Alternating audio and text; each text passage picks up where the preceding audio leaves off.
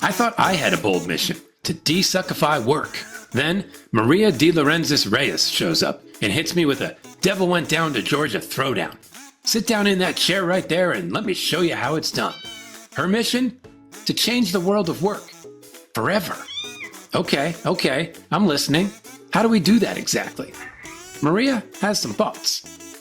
Be vulnerable. This is a huge superpower for leaders who think they need to know everything. No, they need to know how to navigate a world where they know almost nothing and show others that this is okay. Stop the short-termism, or it will, already has, lead to long-term disaster. Time to hop off the hamster wheel of doom and actually go somewhere. Don't wait to lead, no matter your title. Start walking and inspire others to join you. People are dying for some direction right now. You can be the source. And own and elevate our humanity.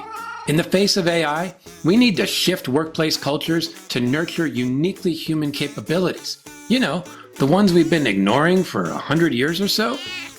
I don't know about you, but I'm ready to rosin up my bow and go all in on this. It's time. Let the desuckifying begin. Here's Maria.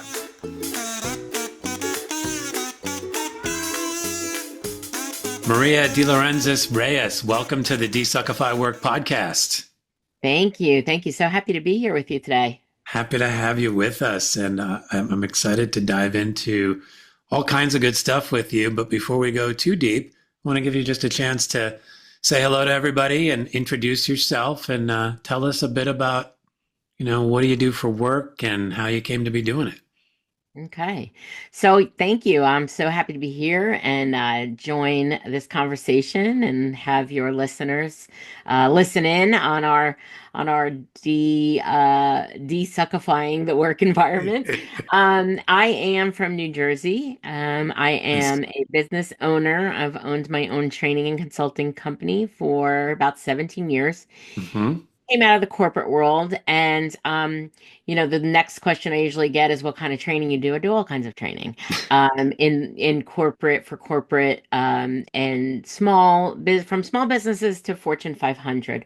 But one of my focuses has always been, and that's really critical to kind of understanding my journey, is coming out of the corporate world. I was very disenchanted the way business ran and the way my experiences were inside of companies. And so I was really aiming to, when I left that situation, how could I change that? And obviously training was always something as a way to help people reach a different reality.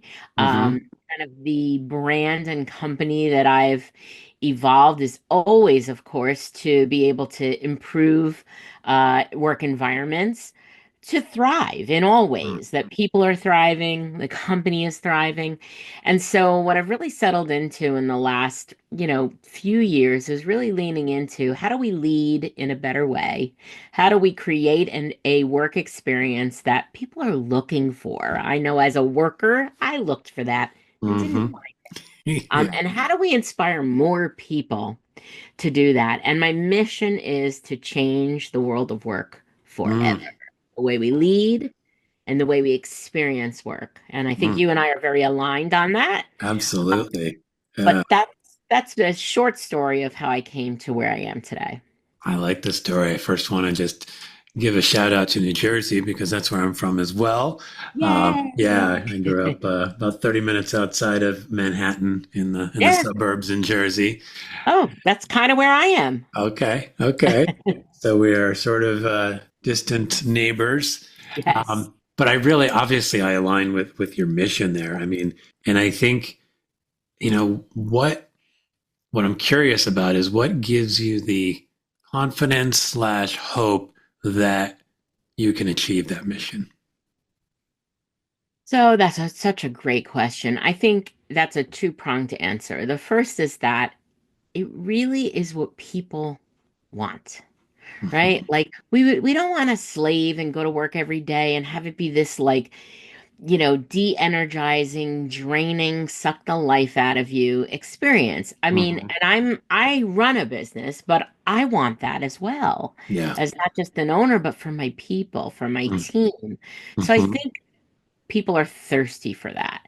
Yeah. The other thing is that I believe that we are starting to see some momentum in this area where people understand that it is possible to create that.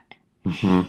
And I think we're on the early adopter edge of it for Yeah. businesses, right? Yeah. Because there's all kinds of case studies and things where people have, gone to 4-day work weeks, which have gone to creative environment, which has gone to, all these different things that you could do for culture Mm-hmm. that actually work.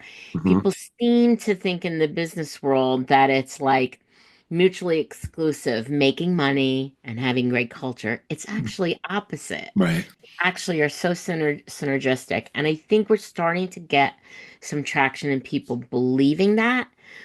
So that's where the hope comes from. But I Mm-hmm. am not, I am definitely practical and Yeah. understand that there's a challenge to that. And I think that is why and what motivates me, why I'm so passionate to get these messages out there, to Mm-hmm. put that out there of why this is possible, how you do it. Mm-hmm. And I think that that's where we could really change the world of work forever. Yeah. Mm. I really like the sound of that, and I like the blend of aspiration and Hmm. practicality in that. Hmm. I think that's my sense is that's the sweet spot. You need to reach and you need to aspire and you need to want big change, but then you need to kind of come behind that with like, here are some ways you can do that. Here are Yes. some tools that work. And so I appreciate that you're doing both of those things. I'm curious for you. You mentioned your own work experience a little bit as the owner and founder of your company and having a team. What role does work play in your life? Well, I am certainly not unlike many other business owners. I came out of corporate America, kind of knowing that there had to be something better. Mm-hmm. And I had already made the decision to create something of my own, but the timing wasn't exactly what I had planned on. They kind of broke Mm-hmm. up with me. Yeah. At the beginning of the economic downturn, it's the same story that everybody's heard a million times, and it's Mm-hmm. happened to so many. Um, but it really, in some ways, was something that I really called to myself. It was time. Mm-hmm. Um, and so uh, being that I came from that and I was definitely a high achiever, I would say, Mm-hmm. it's been difficult. I think also not just personality, I think because of the way corporations are run and businesses run, even today. Mm-hmm. And we have that problem here in this country that work is so prominent to Yeah. people, right? Mm-hmm. And we even make the mistake of saying, when people say, "What do you do?" Mm-hmm. Or "Who are you? Tell me about yourself." The first thing we lead with is what we do for work. Yeah. And that's not the same around the world. Mm-hmm. That is Mm-hmm. such a small part of who we are. Yeah. But with that being said, I think it's difficult in this ecosystem and this container to shed that. So work Yeah. is an important part of my life for sure. Yeah. Um, it's one that at times I've had to wrestle with to say, there's more. It's time to shut that down. Let's go live and Mm-hmm. enjoy, right? And I know Yeah. everybody can relate to that. Yeah.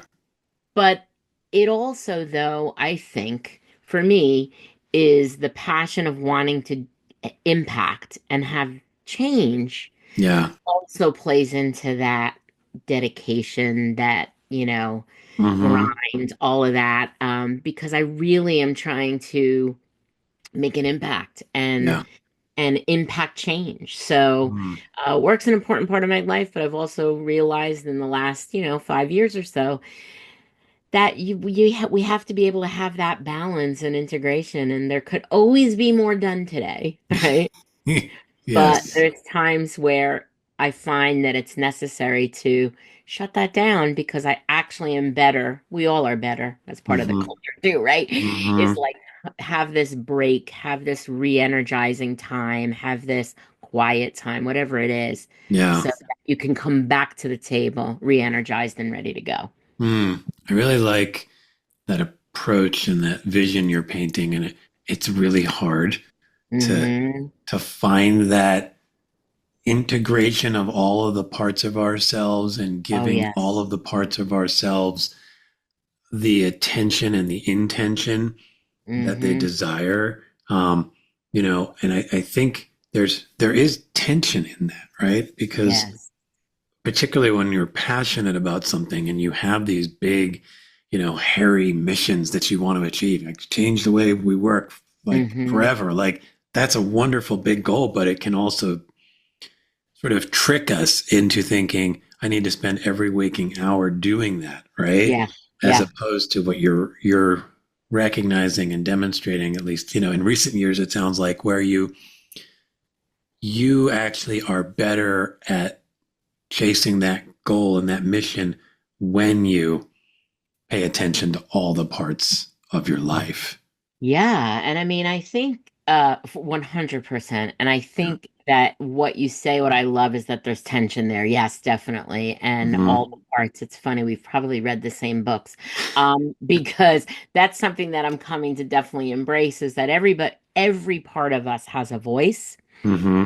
and it's important to honor the voice of everyone, right? Yeah. Hmm. Sometimes one part is driving the bus, and that's when it can get hairy, no matter what that is, whether that's the driven, passionate work, work, work, or it's the hey, no, I just want to be free spirited and just, Hmm. escape. Yeah. You can't let those parts completely have control all the time, right? Hmm. Integration, as you said. But I think what's interesting about what we're talking about is that is so pertinent, I think, to not just work environments, but providing that environment for people and the permission, if you will, and Hmm. the modeling of that that's what we need to do as people, Yeah. because better, healthier people come to work with more creativity, peace, Hmm. less conflict, all the things people want. And it's not just people want that, Yeah. companies want that, right? Hmm. So Yeah. it's just so crazy to me, how it really applies across the board. Um, Hmm. Yeah. and it's an interesting thing to think about how we get there. Yeah. And it's interesting because you touched on this sort of idea of identity and that we, particularly and maybe in America more so than others, our identity is really tied up in work. And Mhm. it's this really simplified version of our identity when in fact we're much more complex than that. We're much more well-rounded and integrated people, right? Mhm. One of the things that I often will do with my own clients, I'm curious how you experience this with some of yours, like, is thinking about maybe the year ahead, and you think about like not just from a work perspective. Even if I'm coaching them Yes. on work, it's like Yes.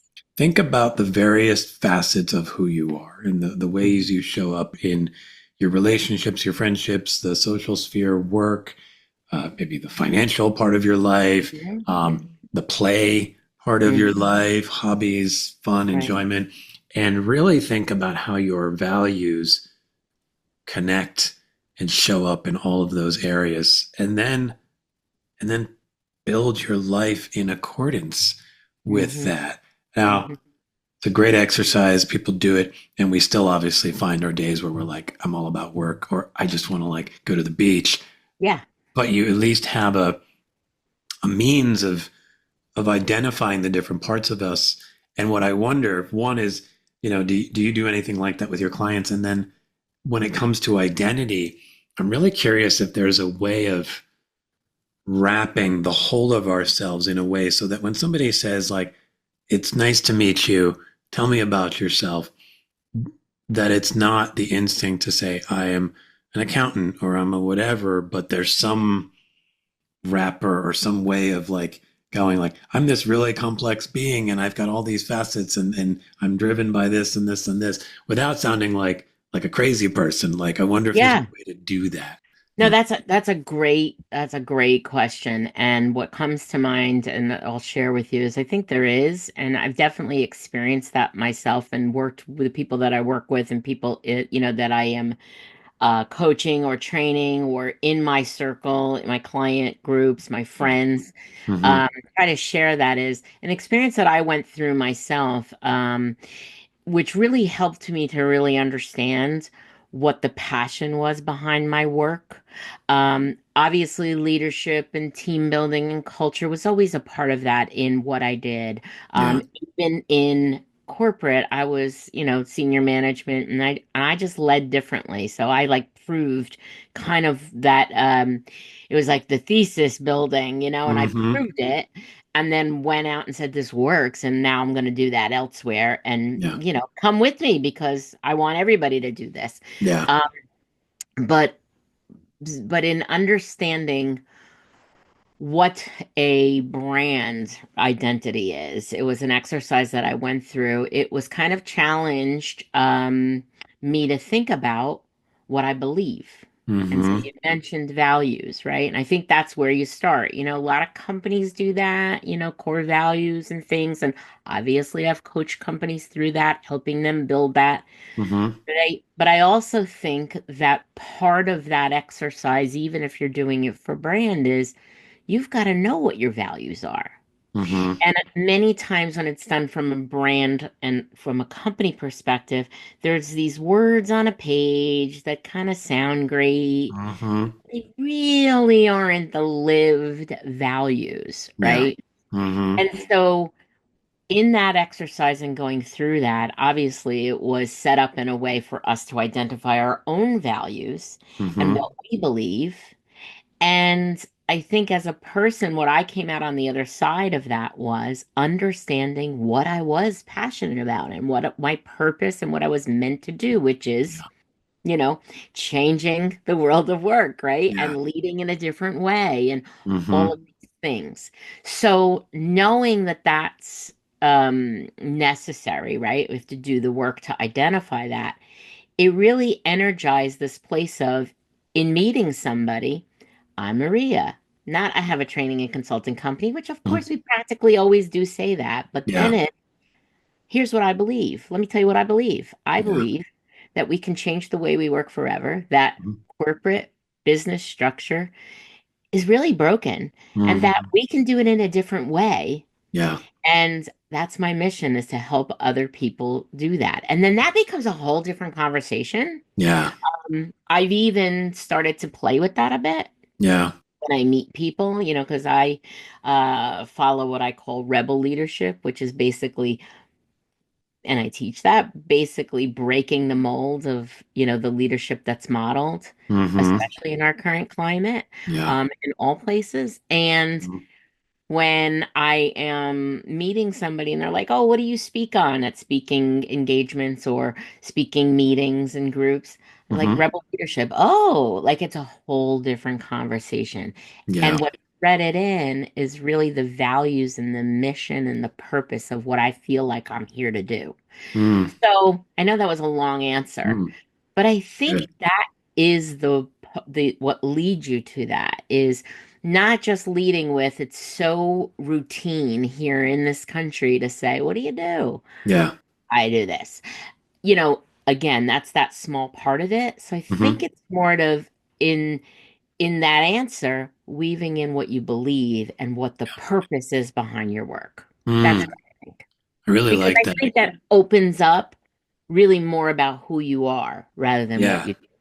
Yeah. It stops becoming a label and it starts to become sort of an invitation for Yes. conversation. I think I had posted something where the phrase I used was instead of asking what people do, ask why they do it.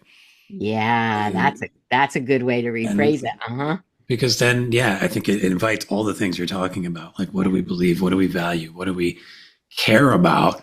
And that shows up through our work because of whatever, whatever, whatever. But then it also invites you to go, like, I'm curious, like, how does that show up in the rest of your life? How does it show up as like I start to know who you are as a person because Yes. you value, when you talk about a broken corporate system and that we deserve something better, I'm like, oh, so you're a person who cares about humanity. You're a person who Mm-hmm. believes we can improve things and make our lives better. You're not just a person who goes out there and talks to people at companies and trains them on how to Right. show up as good leaders and like all that. Like, so Right. there's so much more depth to it. And and on that note, I'm curious, like, because when I think about the broken corporate system, I think like, why are we so convinced that we need to strip away our humanity and almost pretend we're not humans when we step through the doors or turn on the Zoom screen every morning? Like, what is that, and what have you noticed in your experience? That's such a great question. I think what it is that that is the model that's been there forever, that Hmm. just continues to get replicated, Yeah. and that we all kind of step into, and we're all guilty of it, right? It's Hmm. hard because it's so powerful. That norm is Hmm. so powerful that even with the best intentions of somebody who might say, I'm not going to be that way, I'm not going to, it's like you walk in the door and you become this Hmm. Stepford wife almost, Hmm. for lack of a better word. I like But it. it's like it's so powerful. And I think that is part of the biggest problem because it's going to take more people that have the courage to say, this isn't working. Hmm. And we are human beings. Like, sometimes when I speak to leaders and I talk about, getting to know them, all the things that are like, oh no, we don't bring that into business. We don't Hmm. talk about feelings and we don't talk about emotions and we don't talk about, we are human beings. And it is impossible to leave that at the door. And if you do, because you are forced to, Yeah. you are not getting the best of someone, right? Mm. Hmm. So I think the reason why we all play that game is because those are the rules that have been there for years and that continue to get perpetuated. And obviously that's in the leadership for sure. Yeah. But the way social systems or social norms get broken is by modeling something new that gains traction, right? It's like Hmm. we get it. Nobody wants to say, "Oh, this is the norm. I'm going to stand outside of it." Right? Nobody Yeah. wants to, right? Hmm. There are a courageous few that will, Hmm. but the way we gain traction is by driving more people to this is the new norm, and then we see the momentum and the push. Yeah. And I don't think that all comes from leaders, Mm. meaning in the traditional sense. Yeah. Yes, it's best if it does. But I think that's what's happening now that we mentioned at the beginning. There is this appetite for this new model, Yeah. whether people feel comfortable or safe enough to express it, that's the question, right? Yeah. I think this next generation, like Gen Z, they don't care. They're gonna Hmm. express it whether you like it or not. Yeah.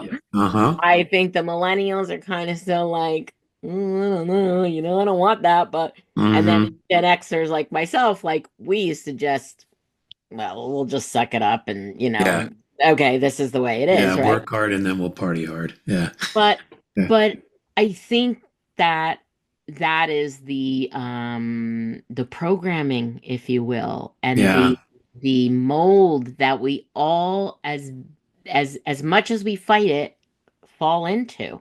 Mm. We got to change that, right? Like Yeah. we got to make and here's what I will also say.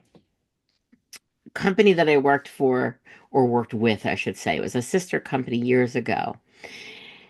We would go to their, awards dinners and such, and they operated the same way, that a lot of companies did. But what I noticed was anytime that they were giving awards, they always talked about not just what was done achievement wise, but they talked about some measure or some tidbit or something very big about the personal achievements or personal life of that person. Mm.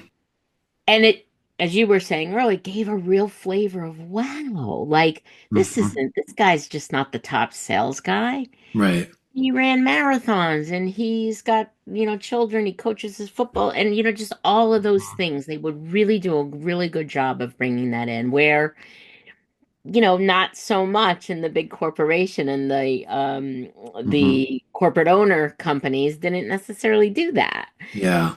And I think that that's part of what we're talking about. It's like, yes, people feel like, all right, well, there has to be a line. Well, okay, but it doesn't mean that you can't get to know this human in front of you, what makes them tick, Yeah. what bothers them, what their aspirations are, Hmm. what they want to accomplish, what kind of impact do they want to have. Yeah. Some of these questions, I know people I work with, um, nobody's ever asked them that. Hmm.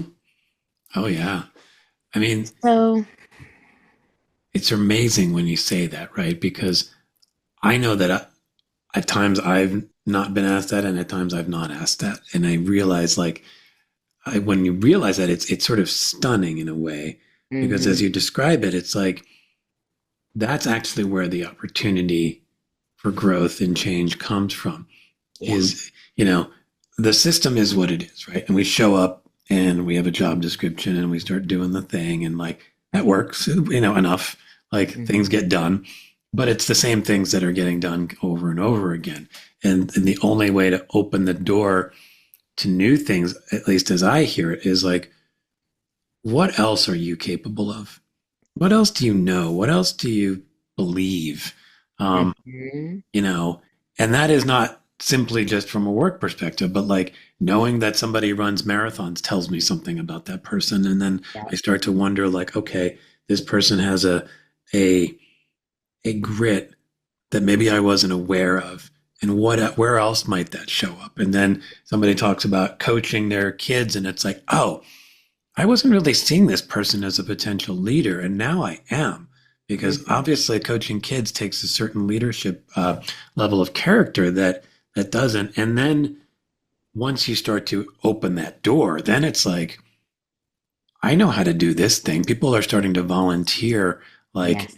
I know this, I know that, and then under really good leadership, people who have the vision and the ability to connect all the dots can go, ooh, we could do this thing. I didn't think we could before, but now that I know more about my team, Yeah. I think we actually can do it. And Yeah. it becomes less scary when you go like, oh, we don't have to like start from scratch here. We've got the resources. Um, Mhm. the question I wonder is what what creates a culture that invites that? I mean, is it simply one leader asking one of those questions and then it opens the floodgates, or is there more of a process to it? Well, that's a really interesting question. And I think that it really depends on the situation. But I do think that one question could lead to that. Yeah. But I think it really ends up being, what is the commitment towards changing that and making Mhm. that the norm? You Yeah. know, meaning that if you're coming from a place of where there was never any interest, Hmm. there was never any even validation of, God, one of my team members is struggling. Let me find out what's going on. There was Yeah. never any of that. Hmm. It might not be believable, It might Hmm. be like, oh, this is weird, why are they asking me that? Yeah. So, but I think you have to start somewhere. And what Hmm. I believe, we started talking about that. I believe that it's really people getting honest about, what are we here to do? Are we here to just Hmm. make a bunch of money? Yeah. Are we here to just, um, are we here to just, feed our families? Is that what we're doing? Yeah. Because of course that's part of it. You talked about parts before. That's part Hmm. of it. We get Yeah. that. Hmm. But having this energy around getting to know who people are and what they value and what are those other parts of them, not just helps to make it more enjoyable to come into work every day and be in the same room every day or being meetings together, but also then opens up, as you said, wow, there's these other dimensions Hmm. that I wasn't aware of. And, it's reminding me as I'm saying this to you of a story that I'll share. Okay. I always imparted, this kind of wisdom on people who were on my team. And, you're more than just you coming to work every day, blah, blah, blah, all of those things. Yeah. But certainly, you get to see people in one lane, right? In Hmm. work every day. Yeah. And there was a young man that worked for me on my team, and he had a band. And the work environment was such that many of the people who worked kind of in the pit, we called it, it was a big room of, lots of cubicles, Yeah. right? Hmm. They were, a lot of them were young. They were entry level, or, first or second job out of college. So Hmm. they definitely did the thing where they socialized together and did all of that, Yep. right? All those great things that you do when you're at that age. Hmm. Word was getting around, and somebody came to me and was like, "Did you know that he has a band? Like Hmm. we go and we see him." And I was like, "Oh," I was like, "That's a little weird. Like I'm like the boss, Yeah. like the real." And I was like, "All right, well, let me go." Yeah. And what I saw was this young man who was very low key in the office Hmm. and sat and did what he needed to do, Yep. at his cubicle. Hmm. I saw him as a lead singer Mm. playing guitar, jumping on the bar, this whole other dimension Yeah. that I would have never seen if I Hmm. wasn't open to even going or finding out about that, right? Hmm. And that gave me this whole other like snapshot of him. Yeah. And he went on to be very successful, not just on my team, but he was one of those people that grew way beyond even what he thought was Hmm. possible. Yeah. But I often think, as we're talking about this, I often think about what if I didn't see that side of him? Yeah. Hmm. The mentorship that I did provide was a lot of the standing in the belief gap, the things I do for, all people on my team and all people that I coach. Yeah. But that's a story that really illustrates the power of Hmm. going beyond what you see that's just in front of you, kind of seeking out and getting to know those other parts of people and who Yeah. they Mm. are. So that's Mm. just kind of that resonated with me as I was Oh yeah. I mean, sharing that. I can I can relate to that story. I've definitely experienced similar. And what stands out for me is that it immediately shifts that lens that you're looking through. Yeah. That when you see that person, and you can now see different possibilities for Hmm. that person. So how you're mentoring and coaching that person and leading that person, and what, like you talk about standing in the belief, like your beliefs are now greatly expanded of like, oh, this person is a performer. This person has an energy that I didn't know about. This person has a confidence that I didn't know about. Hmm. And then you can start to open the window for them around like, oh, to me, work was just a place I have to show up and get things done so that I can go be that person. It's like Right. you can bring that person here. Yeah, you're probably not going to be jumping on top of the cubicles, Right. Right. but Right. what is the work version of that? What Yeah. is, how do you perform at work? How do you, bring that into your presentation skills and your communication skills and all that stuff? And um, the system has told us that those are two very different versions of ourselves that need to exist separately. And um, there's a beautiful thing that happens when suddenly you go, oh, I can feel some of that here.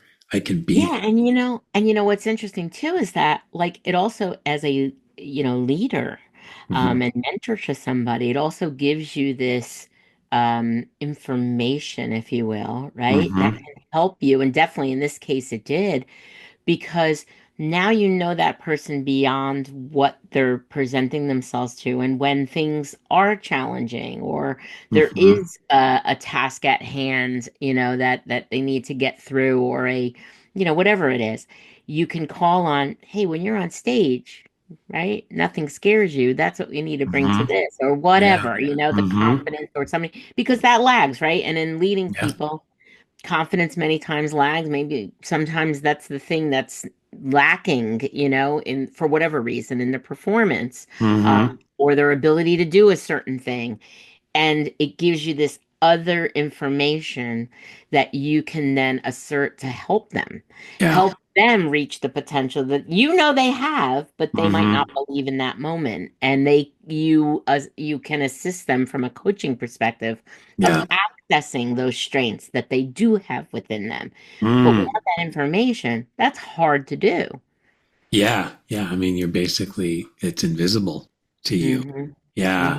Hmm. Um, you know, the, I want to come back to a point you made about when companies really share like why they exist and what their own values are, what their mission is. Like, why are we here? Are we here just to make money and help you feed your family? Well, that's a beautiful part of what we do. Hmm. But I also want to share like the motivation and the vision and the values and all that. And what it brought up for me as you were saying that is like this idea of vulnerability, particularly at the highest levels of leadership. And I think for most people, you probably don't experience that very often. There is I think, a mistaken belief that to have executive presence means to be a certain kind of walled off person. And yes, you need to set boundaries and you need to, protect your time and all that kind of stuff. But I think about the difference in how it feels when you work for somebody who is willing to say what they really care about. Why am I here? I'm the CEO of this company. I'm the founder, whatever I am. I'm here because I believe these things. Hmm. And I I'm not here to force those beliefs on you, but I am here to invite you into them. And I am here to invite you to show up with your own set of values and beliefs to connect to them. And the feeling you have about whatever's in front of you on your desk in your computer screen, like shifts immediately when you know that it's instead of this amorphous like gray blob of leadership that's Yeah. just sort of sitting there like waiting to tell me maybe I did something wrong, Hmm. um, is now a real person, a real group of people who Hmm. who have the same um, human traits that I have. Yeah. And that can be both on the up end of like excitement, passion, joy, uh, humor, whatever, and it can be on the like, it really sucks when things don't go the way we want. It really sucks when I show up and I'm not living the values that I said that we have. It really sucks when like we're not able to achieve the things we want. Like I know for me, that's life changing when a leader does that. But I also know it's Hmm. really scary for a Hmm. leader to do that. And I know you've obviously worked with a lot of folks, including at that level. What helps them see the value of opening the door like that? That's such a good question. I think what is there's a lot of things I could say, but like the easiest way to express that, I think, is that, first off, in order to be a great leader, you've got to be self-aware and you've got to do the work to be able to hold that mirror and have the courage to hold that mirror up to yourself Mm-hmm. and not just talk the accountability game, like really be reflective in, I haven't done a great job at this Yeah. today, this Mm-hmm. week, this year, right? I could do better at. You've Mm-hmm. got to do that, right? Yeah. Mm-hmm. And I think that's the first thing that's lacking. And we could go into a whole psychoanalysis of being vulnerable with yourself is the whole thing that it has to happen. And if you're not Yeah. able to do that, right, that becomes one of the barriers to being a great leader Mm-hmm. and person, really an Yeah. evolving person, right? Mm-hmm. But I think that the shift is, and how do you get them to shift is, I've been most successful by putting them in the seat of the observer. And what I mean is, when I talk to them about values, about traits, things that they'd look for, or things that they should embody, I'll Mm-hmm. say it that way. Yeah. I put them in the seat of the observer of, what does it look like when somebody's a great leader? What's the best leader you've ever had? Maybe they haven't been a leader for you, but one that you could point to, and Mm-hmm. really breaking that down. And I do that because many times it's really hard to look at yourself, right? Mm-hmm. And for a couple reasons. Not number one, because it's scary. Number two, because sometimes there's a tendency that we give ourselves attributes that we don't really have. Yeah. Right? Yeah. Yeah.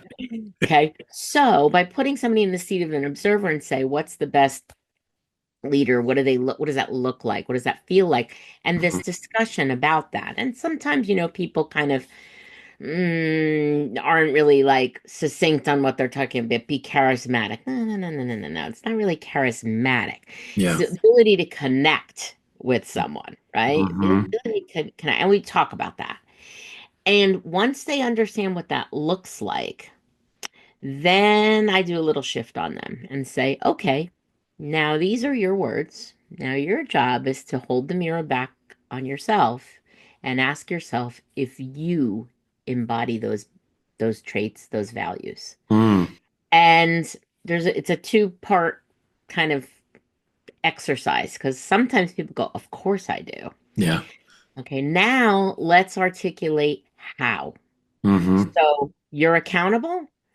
Describe for me actions or behaviors that show Hmm. that you're accountable. Yeah. You're positive. Describe for me instances or behaviors or actions that show that you embody that. Because Hmm. that's the difference between saying you're Hmm. this Yeah. and actually living it. And back to what we talked about earlier, that's Hmm. even your values. A lot of people are confused about what their values are. They say they value honesty, but then they support people that aren't honest. Hmm. Clearly don't value honesty then, Yeah. right? So that's, I think, the critical thing is putting somebody in the seat of the observer that then they go, oh. Mm. And they also are connecting to maybe a time when they had a leader that wasn't that. That's very powerful. They don't have to Yeah. have a great leader. Hmm. They could have had somebody that, this wasn't such a great experience, and here's why. Yeah. Okay, now you just articulated that. Now put the mirror back on yourself. Mm. Then that seems to turn some heads because Yeah. then they get it. Hmm. And, you know, related to this, I'll share this. I was asked at one time to do a talk about leadership, and it was a short talk. And they were people that were not necessarily all in a role of traditional leadership, like had a title, which obviously leadership isn't about that. Yeah. But, that was the audience. Hmm. I thought, what is the most important thing that I could share with them, about being a leader? What are the four most important things? That's kind of how I broke it down. Hmm. And it was very simple. It was be authentic, right? And why be authentic? Because if you're authentic, your people will feel safe enough to be authentic as well. Hmm. It was to show care and concern. Like you work hard for somebody that you actually feel like gives a crap about you, right? Yeah. Uh-huh. Not just as a worker, but as a person, all this stuff that Yes. we're talking about. Hmm. Be willing to invest in them, mentor them, train them, teach them, right? Hmm. And stand in their belief gap, Yeah. right? Stand in their belief gap. Hmm. That's it. That's Yeah. really it. Those are Hmm. like the critical principles of creating this. So sorry, back to the answer, but I think it's this understanding of what does it feel like, right? What does it feel like? And being the observer that they start to understand, oh, maybe I'm not doing that. Hmm. And then you can start to do the work. That's Yeah. what I, Mm. Yeah. It's a really important process. It is a really hard process. I think oh, I yeah. know personally when I've gone through some of that work, like you do have those moments like, oh, okay, okay. If I really value this, I need to change some of my behaviors. Like, because I think that can be true, right? We value it sort of on an emotional level, but we Hmm. haven't figured out how to live it, right? Hmm. And I think that can be really eye opening. Or you might go like, oh, maybe I don't value that as much as I thought. And okay, Well, what do I that could value? be part of it as well, as Yeah. for sure. And I think, when we started talking, I think that's also it's partly wrapped up, and this is a theory. This is what I think. Hmm. I think it's partly wrapped up in the way we live in this country, right? We're so wrapped up in work, work, work, work that are we Hmm. really living our values? Do we even know what our values are? Do Yeah. we even know what we value and how to connect to that? Because that's where things get like supercharged, Yeah. right? Hmm. And we're doing that.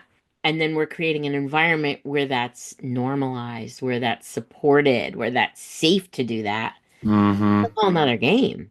Yeah. It's interesting as you described that. I was reminded of there was a guest on this show, probably about a year and a half now. One of the first few guests, Jason Fried, who is the co-founder of a company called 37 Signals, which has Basecamp, which is probably something most people are familiar with. Um, Hmm. but he had this view of looking at values as more of a retrospective exercise rather than kind of a soul searching exercise. Basically, like, what did you do over the last 60 days? And then look at that. And then from that, you can extrapolate what you value, meaning Hmm. your values are how you show up. So, I mean, it's similar to what you described. I mean, it's kind of like if I say I value integrity, Hmm. how did I demonstrate that over the last 60 days? What Yeah. what did I do that was me living in integrity or me valuing that? If I say I value curiosity, when was I curious? And then also kind of going like, well, here's some things I did. What is that value? I keep doing this thing. I keep showing up this way, keep speaking this way, keep treating people in a certain way, good or bad. Um, what's underneath that? And so there's an Yeah. interesting curiosity that can come up around that of like, okay, well, this is who I am. And then it gives you the opportunity to say, do I like that? Do I Yeah. want to continue? Do I want the next 60 days to follow that pattern? Or to your point, if I was doing it sort of blindly, unaware of what really mattered to me, and now I'm aware, then you can choose to make a change, right? But that is tough, particularly as a leader, because I think again in this country, maybe in particular, to sort of quote unquote fail, meaning to not do something perfectly, is this uncarryable weight when it comes to being a leader. Like, I can't be seen as somebody who did something wrong. That's the belief that we often carry. And I think the self work is where you start to like have space to do that safely so that then now you can open the door to, oh, I could actually say this to my team. I said that we value this and I really didn't show up like that last week. And I'm sorry. Yeah. Yeah. I mean, 100%. And I think, there's a lot in what you said there that I wanted to respond to. Like, i- it's scary to do that work, right? And to be Mhm. vulnerable about that. But it's a job that has to get done in my mind, right? Yeah. And how you go about that is you start the work yourself, but I will also state that it is extremely powerful for a team to hear their leader say, I value this and I realize that I haven't been showing up that way and I want to Hmm. fix Yeah. you by doing that, you know, I mean, and think about that as a leader yourself. If Hmm. your leader said that, how does that make you feel? Oh, this guy's, no way. No, that's gonna be like, hey, I want to support him. Like, I Hmm. respect that. I Yeah. respect that because we want accountability. That's accountability, Hmm. right? Good or Yeah. bad. Yeah. I had a leader once that said, we'll learn more from the mistakes we made or the failures we had than the successes, depending on how we react to them. Right. Hmm. Yeah. And that was something early on in my working career I heard and I held on to. And I've Mm. tried to live that through and create that environment within my team. Yeah. There's no mistakes. Like, yes, there's mistakes, but Hmm. it's not like, okay, you're going to get slapped on the hand and there's Hmm. going to be, write you up. Like, I hate that, right? Like, Hmm. it's going to be, let's figure out what happened. Let's figure out how won't happen again. Yeah. And let's work on it and move on. And with Hmm. that appetite, here's what you get. You get Yeah. transparency. You get, okay, it's all right to make a mistake. And then Hmm. for you to say it too, I made an Hmm. error, you Yeah. know, this was an error in judgment. that is so transformative, not only personally for you Hmm. to do that for yourself, but for people on your team and for the environment. Yeah. And it's necessary if that's what you preach and that's what you say you value, right? You Hmm. value innovation, you value experimentation. There's going to be missteps. There's Hmm. no failures. It's we're Hmm. learning. This is Yeah. what we learned. And Mm. how do we take lessons learned and help them move us forward and evolve? Yeah. I mean, I think So, there's some it's really modeling a certain kind of behavior too, right? yes. Uh, I want my team to sort of own up to certain things and be accountable and being willing to say I Yeah. didn't I didn't live up to what I promised. Well, Yeah. they're not going to do that if they never see you do that. That's right. They're going to And know that like, you don't believe in that. yeah, and listen, I am not gonna lie. It is hard Oh sometimes, yeah. right? Oh yeah. Like, but it's another thing I'll share that somebody said once is you want your team to tell you when things go wrong, right? Mm-hmm. So your reaction when they tell you when things went wrong is so critical to what's going to happen the next time. Because Uh-huh. if Mm-hmm. you flip out, even if you're calm and respectful, but they could tell you're on fire, Mm-hmm. like, and they're never going to tell you again. Yeah. They're going to cover it up, Yeah. Of you know? course. Yeah. So somebody said it once, like somebody lost money or, I don't know, lost money. Like it was a lot of money. And it was like nobody knew what happened to it. And instead of like, are you Mm-hmm. kidding me? It Yeah. was like, that's fascinating. That's fascinating. Let's figure this out. Like, Oh my gosh. people were so thrown. But like to be able to have the self-control to Yeah. manage that reaction is hard, Oh but yeah. so God. critical. Yeah. Because So critical. I mean, I think it takes practice and it takes experimentation. And it takes like the first time you try that, you might still have some of that simmering coming through, but you need to Yeah, work through it. I mean, as you said it, I have a little bit of snarkiness in my personality, so I almost me kind of too. wanted to like I wanted that boss to be like, "That's fascinating." Yeah, So yeah, like yeah, you think yeah, they're yeah. about to blow Yeah. up, and then it's like, um, Yes. but Yes. it's a really, I mean, it would throw you to hear that's Yeah. fascinating. Like you're just Yeah. assuming like, oh my God, I'm doomed. And Yeah. then, so I love that. I want to come back to something you mentioned earlier, like that it's not just on leaders. We're talking a lot about what leaders can do. I'm curious, like, what can you do if you're not in a sort of quote unquote leadership position? You're a contributor, you're early in your career, and you can see that something isn't right. You can see that things could be better. Um, and you're just not quite sure how you can actually influence that. What is a thing or a couple of things that you can do from that position? So I'm so glad you asked me that because this is such a topic of conversation right now. And many groups that I've worked with, even when let's just call it, for lack of a better word, middle management, where they're like, well, this is all great, but what about the people above us, Mm-hmm. That's always the response, and Yeah. that's always the kind of knee-jerk reaction. And I Mm-hmm. get it because it'd be great. It'd be great if it could come from the top. Yeah. But here's the real truth, and then I'm going to say some practical things. Mm-hmm. Uh, most radical change doesn't come from the top. Mm. Comes from people pushing from the middle up and out. Mm.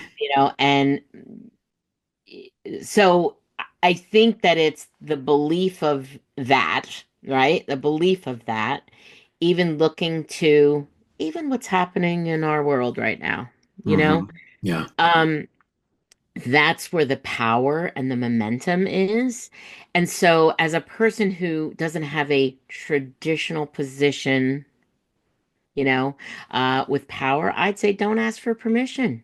Mm-hmm. Start leading in a way because leaders are all of us. We Mm-hmm. all have the ability to lead and change things. Yeah.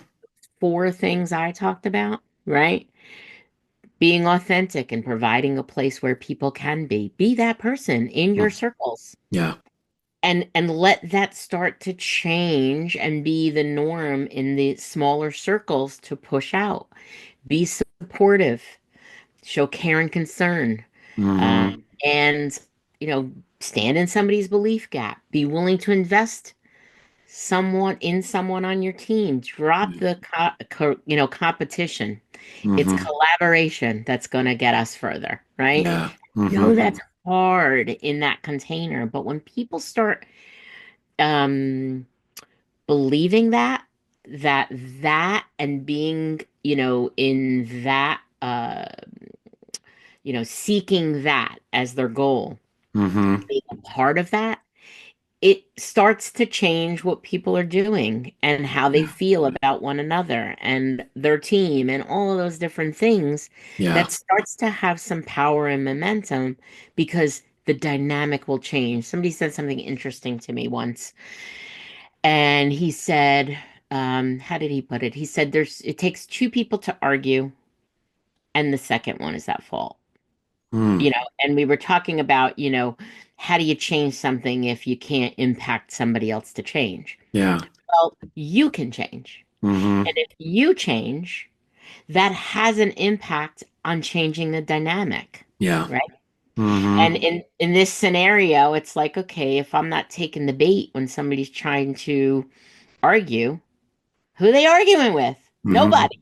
So their behavior will change, right? It's Yeah. like the reaction. What's the law of Oh yeah, like every action has an yeah, thank equal you. and opposite reaction. Yeah, Yeah. there you go. Yeah. There you go. Mm-hmm. So it's like you remove that, Mm-hmm. and there's going to be some impact. So in a Yeah. team environment, somebody starts to change their behavior and Mm-hmm. be different. Others are, and you've seen it. I know it sounds like really like, oh, that sounds so nice. But like even the small acts of kindness, Mm-hmm.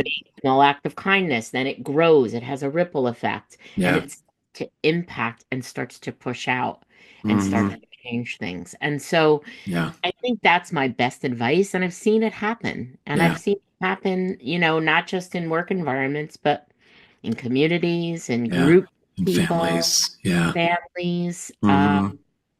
And I think that's where the hope is also, you Yeah. know. Mm. I really like that. I agree. I have seen it. I mean, I often describe that in work settings. It's kind of like you're starting to build like these little micro cultures. Meaning you might be complaining like, oh, I wish leadership would change the whole thing. And yes, please, they should. But Hmm. if I show up a little differently within my little group, it's the three of us who all sit together and we all start showing up differently, or we all work together on the same projects. And then maybe the leader of that group starts to see that. And it's like, Hmm. it's not even always conscious. Hmm. It is a new reaction to that action, right? Yep. So now Yep. instead of reacting with frustration because somebody's acting in a way that is, stress induced, and now they're stepping into a more gratitude driven way of being. I feel that. I can't help but feel it. And then I Yeah. respond to it. And it's not magic. It's not like, boom, 3 weeks later, the company's wonderful. But it is Right. like that experience is immediately better. And then it Hmm. does have the ability to slowly shift things. And then over time, what can really happen is the leadership can start to notice that. Hmm. And that might even start to affect them a little bit. Not a perfect thing. I don't want to pretend like suddenly everything is Pollyanna, but just changing the way you are already changes your experience. Oh yeah, that's for Like sure. it's just suddenly your experience of how you're showing up is different. And I'll put all the necessary prerequisites or qualifiers here. If it is a truly toxic environment, blah, blah, blah, blah, Yes. Yes. you have the right and the responsibility to say, I need to get out of this. Yeah. But if it's in that muddy middle ground of corporate America, which is just like junked up, Hmm. um, you can change your experience. I want to come to one other thing in the corporate world that I'm curious to get your perspective on, because it's very now focused. It's very short term focused. It's very driven by the quarterly measures, and now even less time than that. Yeah. What like what helps a business or a company or a leader step outside of that thinking and put a little more thought into like the longer term trajectory and really like the doing the work to build a sustainable culture that supports people in doing all the things we've been talking about? That's such a great question, and I'm so glad you brought the short term kind of focus. I think Mm-hmm. that's another thing that causes this brokenness. Mm-hmm. I think that unfortunately has become kind of the mode of operation, right? And Mm-hmm. for lots of things. But I think that what, for lots of reasons, I should say. But I think that what leaders need to think about is if I'm downplaying what the long-term impact of something is, then Mm-hmm. I'm not making the right decision. Mm-hmm. A sustainable, team, company, organization, whatever. Mm-hmm. Because, that's another one of my kind of pet peeves, and I could get on my soapbox and talk about that. I've identified that from, my 20 years in corporate, and that was 17 years ago. Like, Mm-hmm. all these decisions are so short-sighted. Mm-hmm. Like, you've got to play out the impact long term. Mm-hmm. And leaders, culture, all this stuff. What are the major problems of companies right now? Getting great talent, keeping talent, Mm-hmm. getting people to engage, Mm-hmm. and to understand that not changing your culture, it has a cost, a dollar cost. And the dollar Mm-hmm. cost is it's very costly for people to walk out the door. Mm-hmm. Yeah. We understand that from a not just a sticky point. We understand that Mm-hmm. from a, numbers on paper point. Mm-hmm. So, the easiest question is, how is this working out for you? Yeah. Focusing on the short term. Mm-hmm. Short-term decisions are the things that look good on paper. Mm-hmm. They're the things that the private equity world and the stockholder world and all of this broken capitalism kind of, because, capitalism is great, but we have this broken capitalism now Mm-hmm. where we might think and see this decision is good for the next 6 months, but forget about what happens year one, year two, year three. Yeah.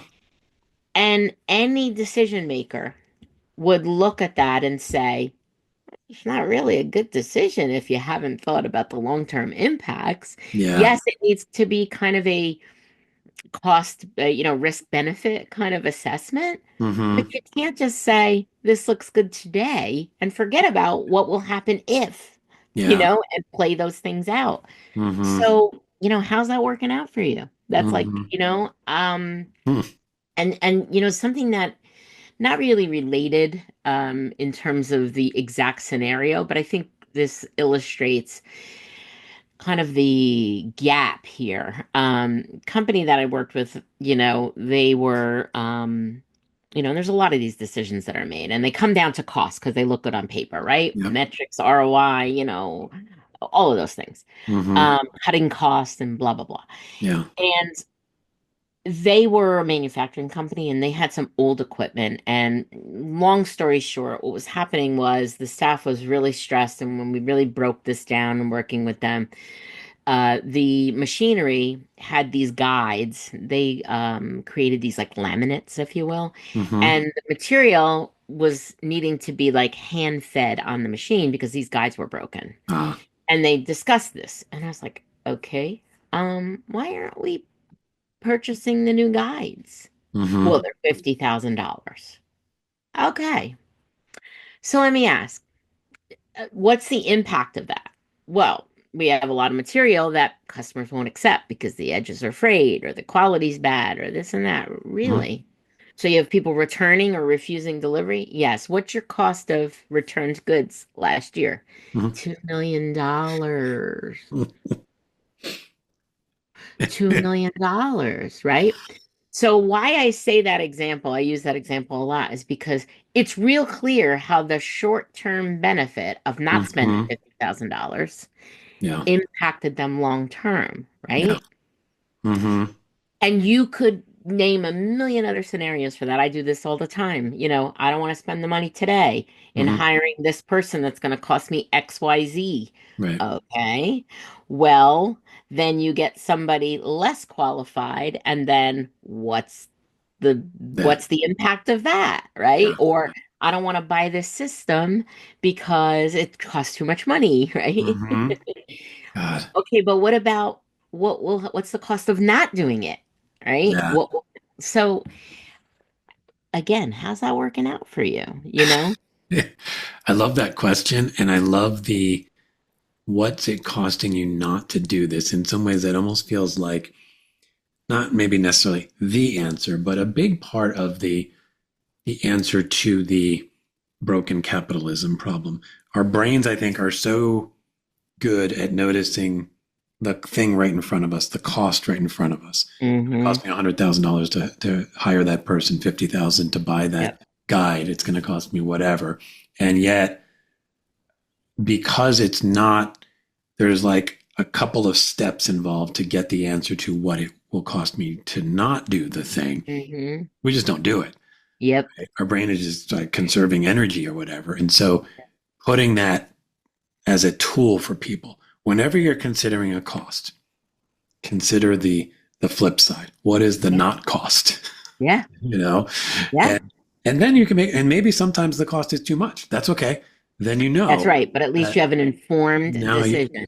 yeah. And it even comes to the things you were talking about with like turnover and all that kind of stuff. It's like I come from the world of advertising, and the average ad agency turnover is something like a third every year. It's ridiculous. Like every 3 years, you have a totally new company, Mm-hmm. basically.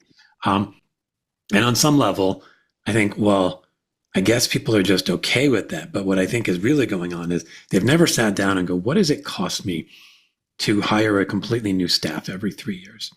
What does that actually cost? And it is like clearly millions of dollars. Oh Depending yeah. on how big you are, it could be like tens or even hundreds of millions of dollars. Absolutely. Um, Mm-hmm. and so then what would it take me to have a culture where that turnover went from a third down to 10%? How much do I have to invest in training and coaching and personal development and all that stuff? Oh, maybe it would, take a few $100,000 over the period of a few years. Oh, Mm-hmm. so Mm-hmm. for $300,000 over 3 years, I could save $30 million. Right. Hmm. But Yep. yet it just doesn't happen because the $300,000 is what's screaming at us.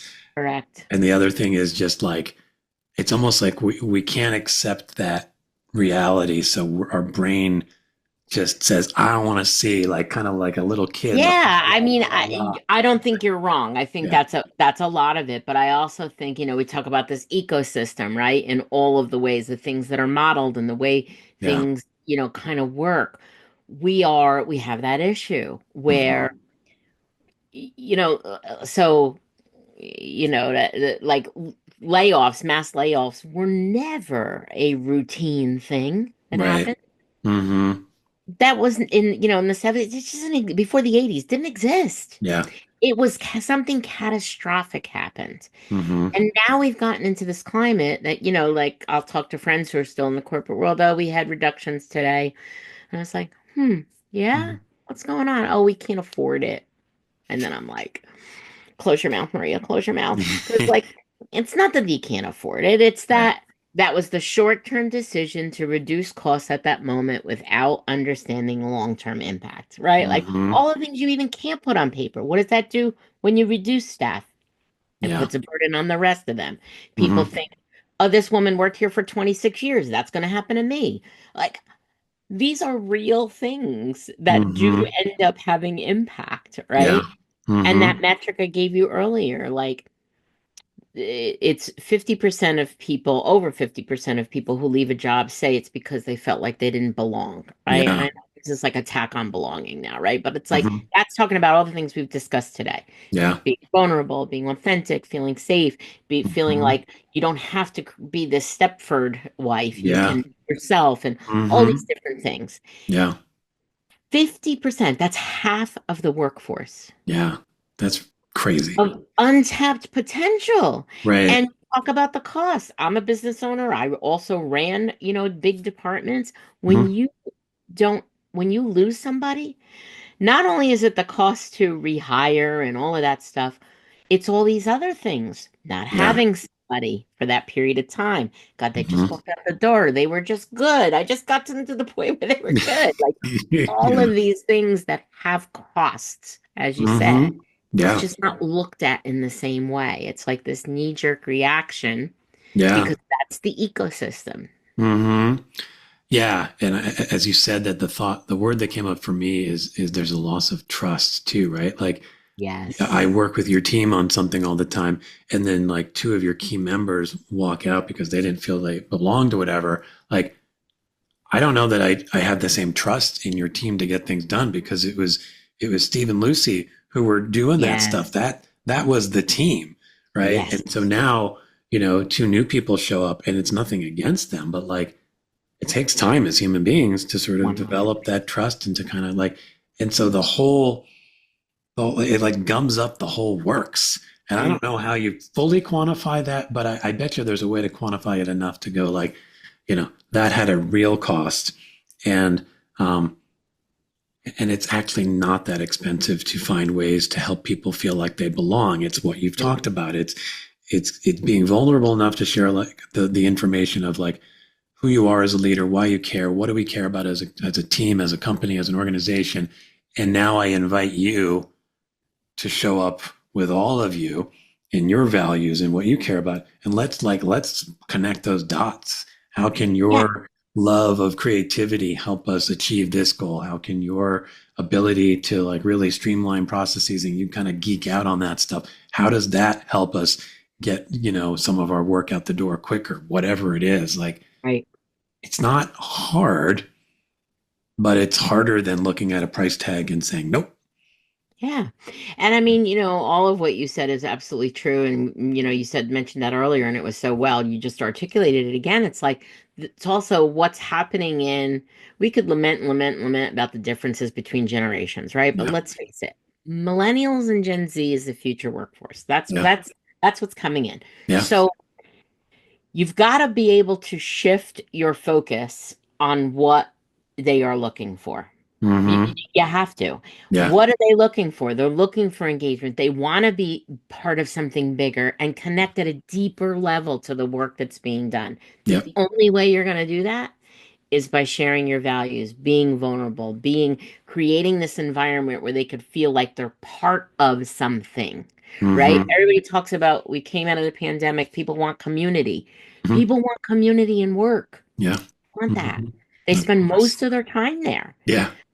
right? And so it's like connectedness. I was talking to a friend coach of mine, and she was like, I know you're going to be the one that shows that connectedness has value. Like it Hmm. has a price tag, it's worth Yeah. something. Yes. Hmm.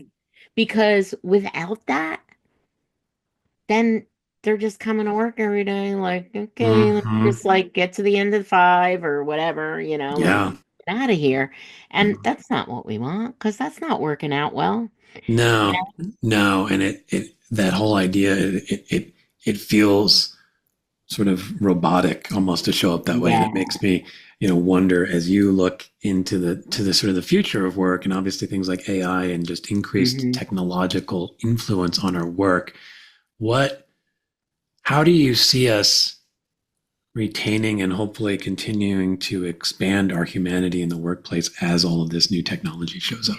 Well, that's such a great question. And it's one that, I think or is being discussed. I know in my circles it's being discussed a lot. Sure it's being discussed all over the world. Hmm.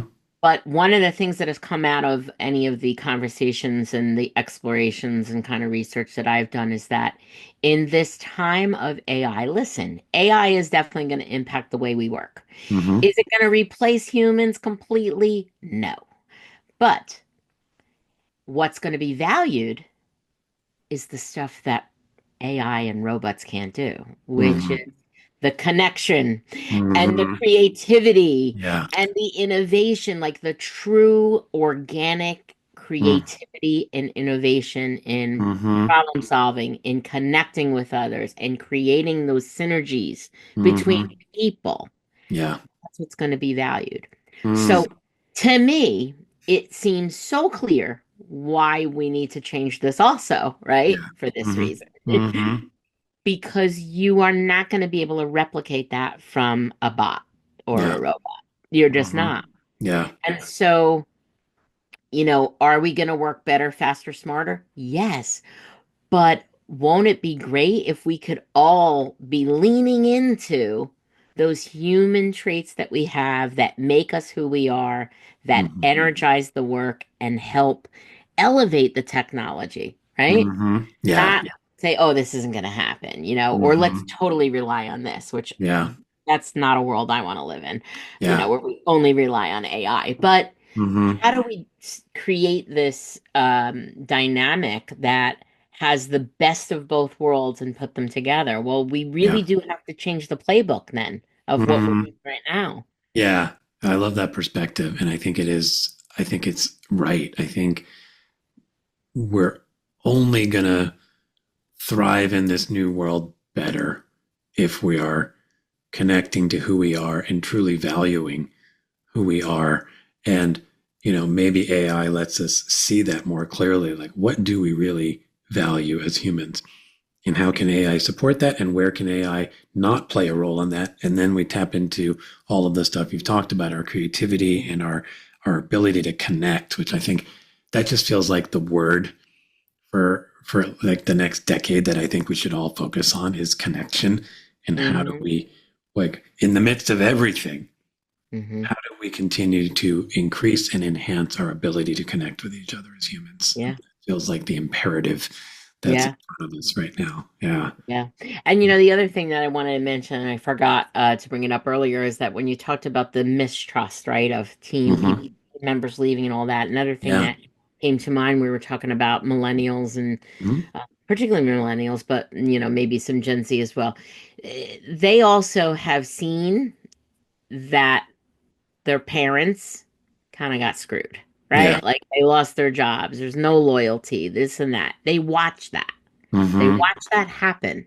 Hmm. So now a impact of that is that they're not going to trust you as a company and an employer, and you're going to have to work harder to gain that Hmm. trust and Yeah. loyalty because of that. Because by the actions that the company or the people before you or whatever took, it eroded that. And they're coming in with a kind of like, yeah, I don't know about this. Yeah.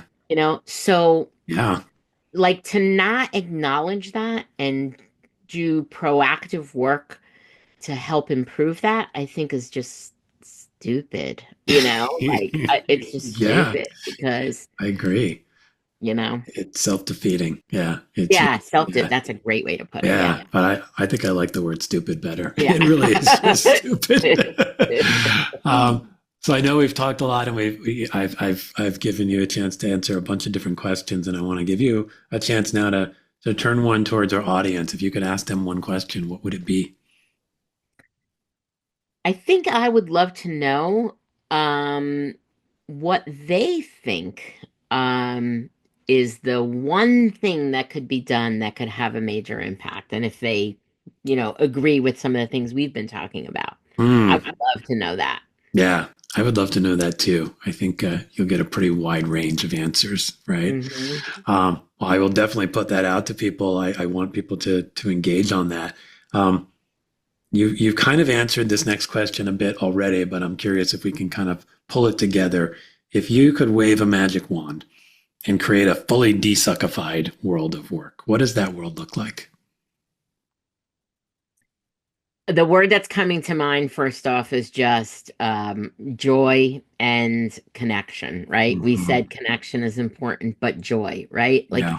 how amazing is it? And I've definitely had the opportunity. I don't know if everybody has to have those days where I go, wow, what a joy to be here, right? Hmm. Right. Yeah. So creating that and also creating a space where it's okay if today you're not okay. Like we all have Yeah. ebbs and flows in our Hmm. performance or our energy or our output, you Yeah. know. It's another thing that I think in the corporate business world, it's like this perfection. Humans do Hmm. not, there's ebbs and flows, right? Yes. It's like Yeah. It's like, oh, when a teacher says a student, oh, he was always paying so much attention, but today he wasn't. Yeah, and Yeah, right. Yeah. like we all have that, right? Yep. Um, and really a place of community. Mm-hmm. Come together, you have support. And so when you say what does it look like, I'm actually that visual where I'm envisioning more open spaces that people work together, Mm-hmm. um, but also have places where people can find quiet and solace. Mm-hmm. I need that for Yeah. sure. Mm-hmm. And really creating a environment that can answer the needs of many, Mm.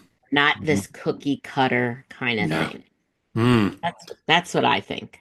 I love that. I mean, community, connection, joy, and I think underneath all of that is the running theme, which is just humanity, right? Yeah, yeah, Embracing our humanity, inviting it in, giving us room to be the the all the sides of us, the good days, the bad days, the oh, by the way, I know how to do this thing too. Give me, hmm creating space where that can show up. Yeah. I mean, that sounds like a pretty wonderful world to me. Um, hmm are you optimistic that we can continue to move closer to that?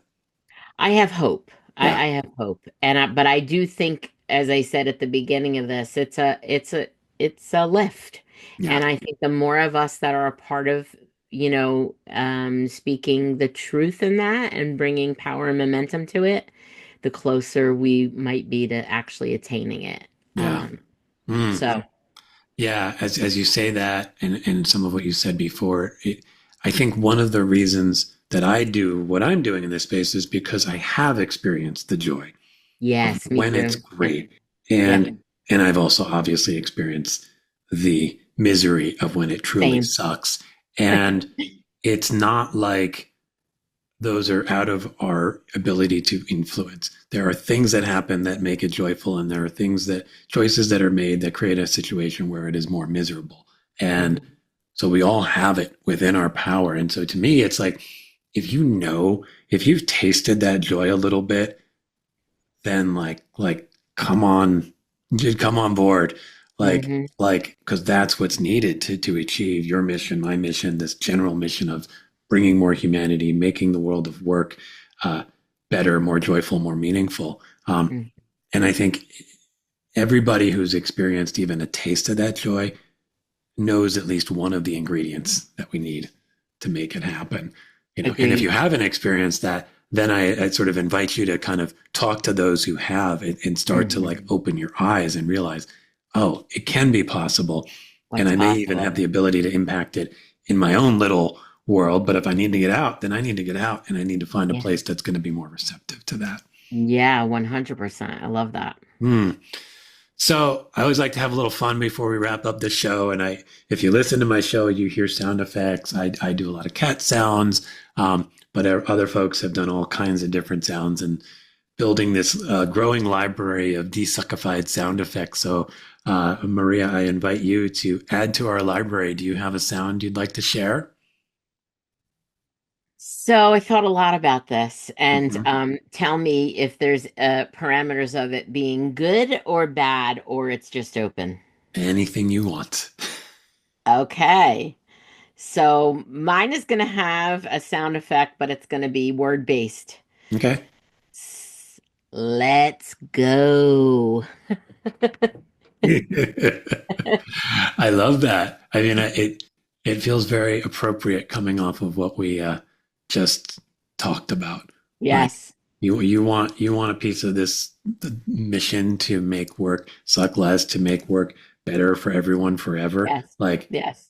let's go. Let's do it. Mm-hmm. Yeah. Mm-hmm. I am a I am a big fan of that. Let's go. And before we go, I want to give people a chance just to know where to find you so they can start to get on board and learn more about all the awesome stuff you're putting out in the world.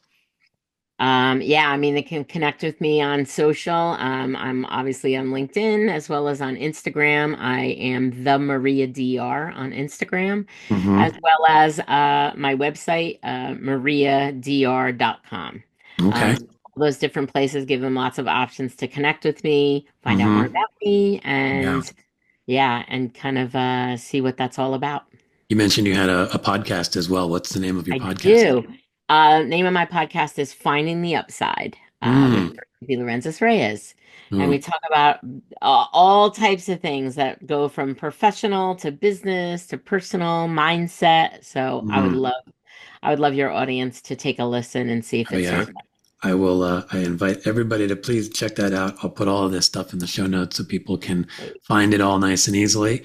And with that, I will just say thank you, Maria, for just being a wonderful guest, sparking some really interesting insights along the way, and for being just a joyful presence to interact with here. It was really fun.